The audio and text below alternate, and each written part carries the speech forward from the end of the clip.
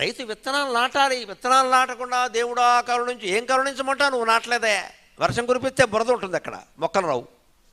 నువ్వు దాన్ని ఇరసాలు తీసి పొలం దున్ని విత్తనాలు నాటితే అప్పుడు వర్షం కురిస్తే ప్రయోజనం ఉంటుంది. వర్షం కురిపించడం అనేది ప్రకృతి శక్తుల మీద ఆధారపడి ఉంది.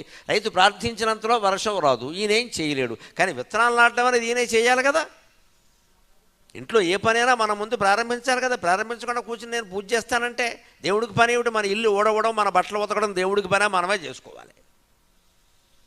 ఉద్యోగవంతునకు దైవము తోడ్పడంగా ఫలసిద్ధులు చేకూరు. నువ్వు ప్రయత్నం చేస్తే అప్పుడు దైవ సహాయం నీకు లభిస్తుంది. ఎప్పుడు లభిస్తుందండి? చిన్న చిన్న పనుల గురించి అంతా ఇదక్కల్లా. కానీ ఒక అసాధ్యమైన పని లేదు, పెద్ద పని, ఏదైనా ఉద్యోగ ప్రయత్నం, వివాహ ప్రయత్నం లాంటివి గొప్పవే కదా, పెద్దవే కదా. ఒక వ్యాపారం తలపెట్టాం, దాంట్లో ఏం జరుగుతుందో అని కొంచెం భయం ఉంది. అప్పుడు ఈ ప్రయత్నం చేస్తున్నంతసేపు మనస్సులో